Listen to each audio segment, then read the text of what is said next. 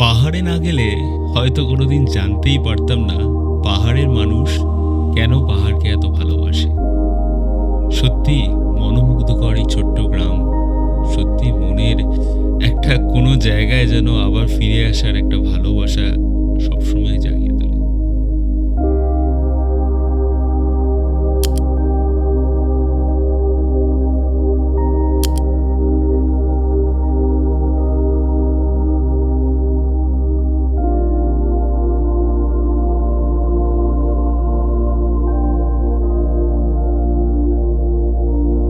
Morning from Ichhegaon. এখানে আমরা এসেছিলাম কালকে রাতে, তো ভিডিওটা আজকে সকাল থেকে শুরু করলাম। এখন ঘড়িতে বাজে সকাল 7টা।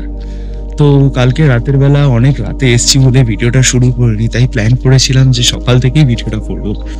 তো অনেকদিন ধরে কাজের প্রেশারের মাঝখান থেকে একটা নতুন কোনো জায়গায় যাওয়ার ইচ্ছা ছিল। তো ইউটিউবটা ঘাঁটতে শুরু করলাম।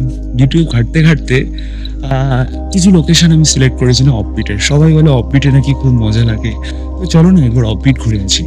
তো সার্চ করতে করতে আমাদের ঘোষবাবু অ্যাডভেঞ্চারের কিছু ভিডিও দেখলাম।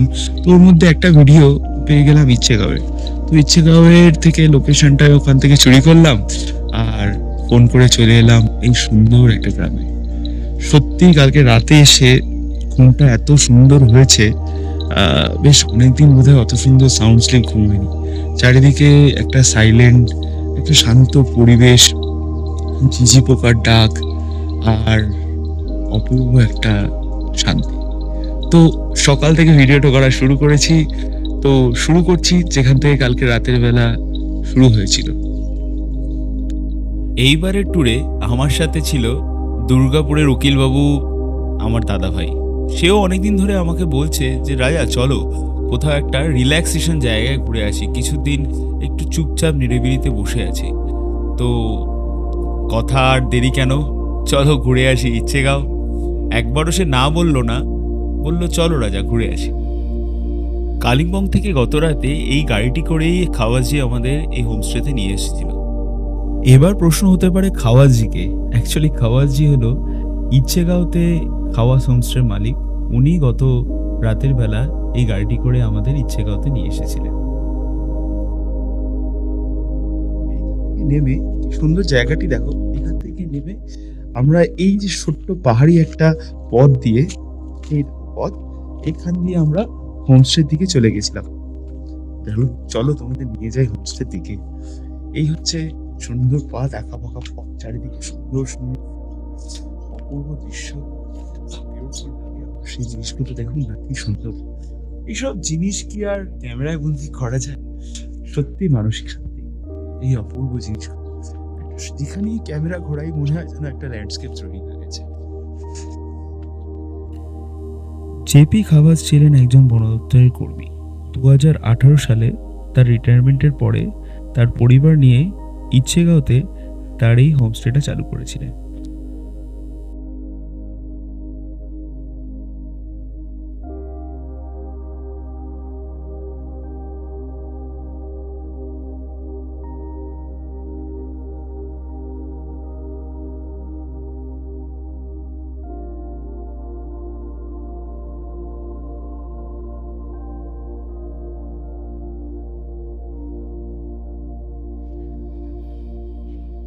মার্জেদের যে রুমটা দেওয়া হয়েছে, এভাবে সিঁড়ি দিয়ে উঠতে হয়। একটা সুন্দর রৌদ্রকরের দিন।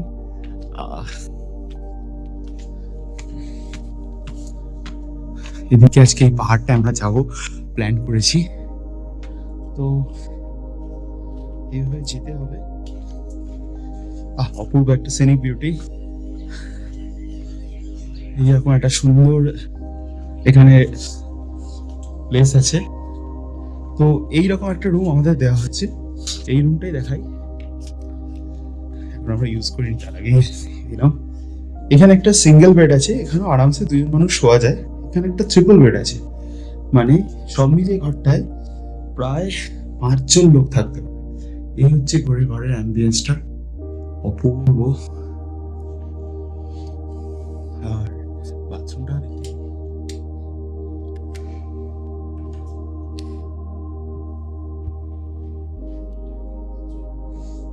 পরিষ্কার ওয়েস্টার্ন স্টাইল।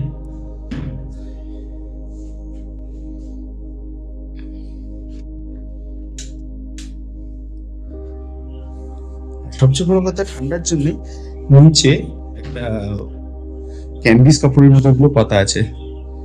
এখানে সন্ধ্যেবেলা সুন্দর সময় কাটান। তো কথা বলতে বলতে এই আমাদের হচ্ছে হোমস্টের মালিক, একটু এদিকে আসুন, রোদটা পড়ছে না মুখে, এনার সাথে একটু কথা বলি। স্যার আমরা তো কালকে রাতে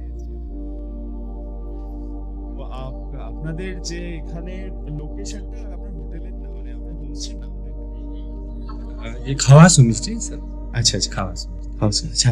ये जो স্যার है ये একদম মানে একদম গ্রাউন্ড টু আর্থ। কালকে আমাদের অত দেরি হয়েছে রাতে, উনি নিজে রাতের বেলা গাড়ি করে গেছে, আমাদের গাড়ি করে উপরে নিয়ে এসেছে।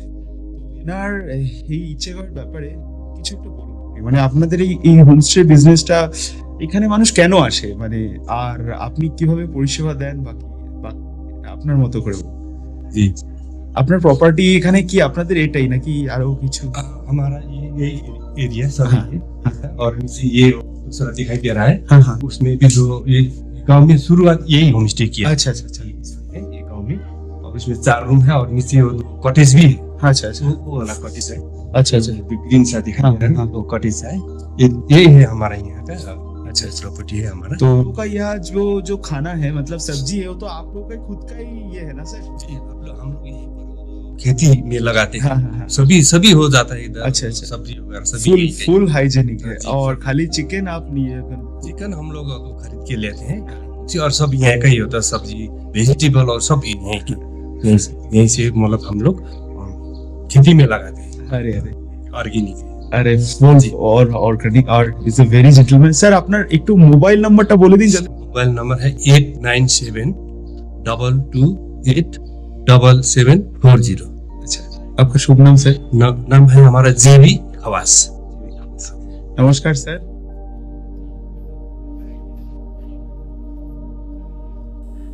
আমরা এই ওপরের ব্যালকনিতে দুটো রুম নিয়েছিলাম। দুটো রুমই ছিল ডিলাক্স রুম। একটাতে দাদাভাইয়ের পরিবার, একটাতে আমরা পরিবার। আর এখানে একটাই অসুবিধা, গরম জলের গিজার নেই, বাট এরা যতবার চাইবে ততবার কোনো পয়সা ছাড়াই গরম জল প্রোভাইড করে। আর ছিল না ইন্টারনেট, যেটা আমার পক্ষে খুব সুবিধাজনকই হয়েছিল, মোবাইল ঘাটার হাত থেকে বেঁচে গেছিলাম। 5600 ফিট উচ্চতায় এই ছোট্ট গ্রামটাতে মনে হচ্ছিল যেন জীবনের বাকি সময়টা কাটিয়েই যায়।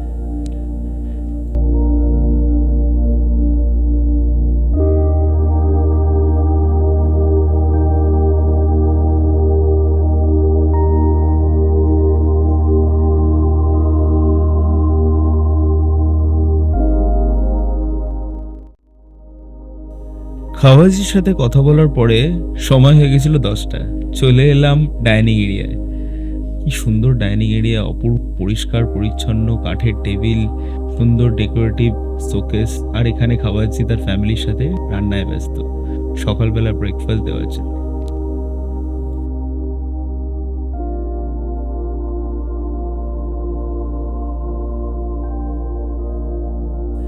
ব্রেকফাস্ট ছিল গরম গরম পুরি আর গরম গরম আলুর তরকারি।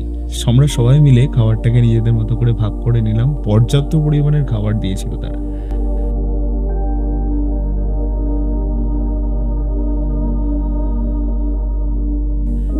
খাওয়া দাওয়া শেষে আমরা বেরিয়ে পড়েছিলাম একটা অচেনা পথে। সামনে যে পাহাড়টা দেখতে পাচ্ছ, ওই পাহাড়টাকে এক্সপ্লোর করতে। জানি না কোন দিক দিয়ে পথ শুরু আর কোন দিক দিয়ে শেষ। চললাম 4 জনে মিলে, সাথে ওই ছোট্ট 1.5 ফুটটাও ছিল। দেখা যাক কোথায় গিয়ে পৌঁছই।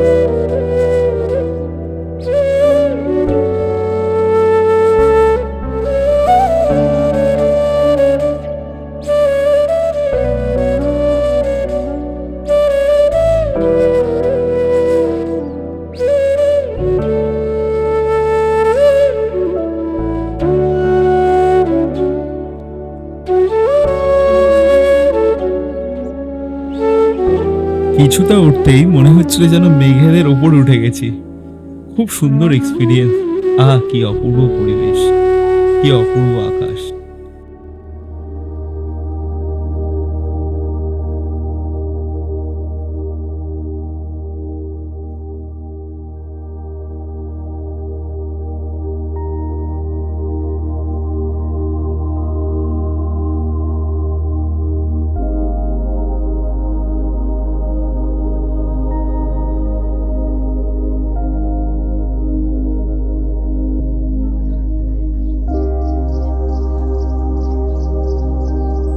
পাহাড় থেকে নেমে হাত পা দিয়ে সোজা ডাইনিং স্পেস দেখি ওয়েট করছে ওখানে আমাদের জন্য গরম গরম লাঞ্চ।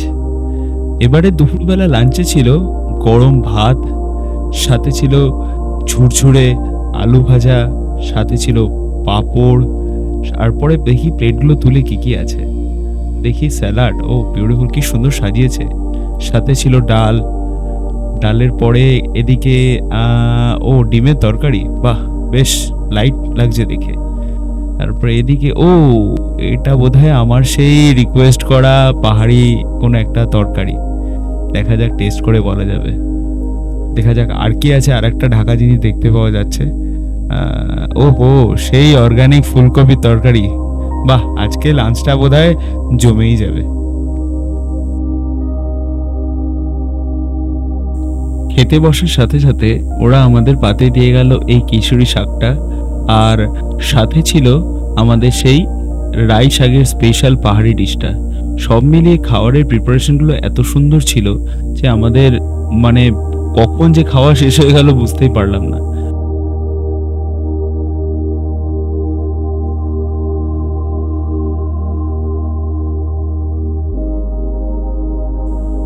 খাওয়া দাওয়া কমপ্লিট করে এই দাদার সাথে বেরিয়ে পড়েছিলাম আবার একটু হাঁটতে।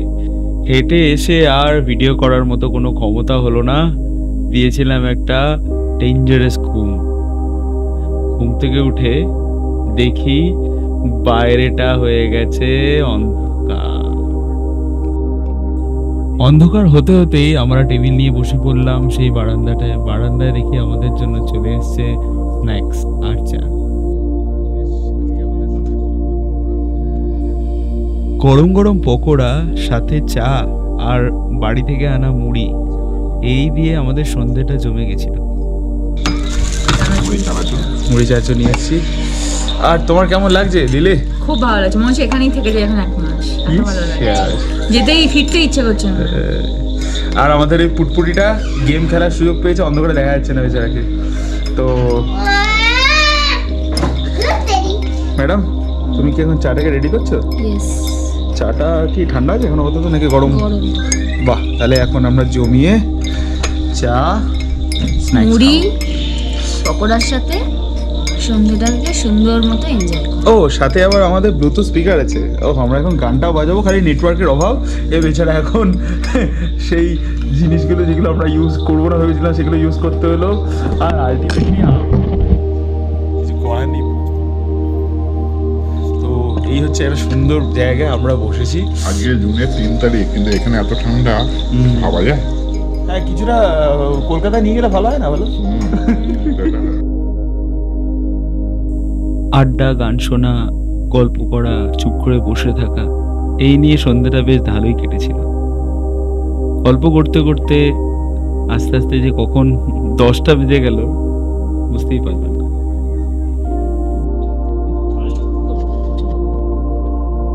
ঘড়িতে বাজে রাত 10টা। তো চলে এসেছি আবার খাওয়ার জায়গায়। আজকের দিনের খালি ডিনারটা বাকি। তো বেশ ঠান্ডা লাগছে, টুপি পরতে বাধ্য করেছে, বাট আমি সেই ফুলাতা টি শার্টেই কাজ চালাচ্ছি। তো দেখা যাক আজকে কি পারি। আমাদের টেবিল, ম্যাডাম আগেই চলে এসছে। কি কেমন ঠান্ডা লাগছে?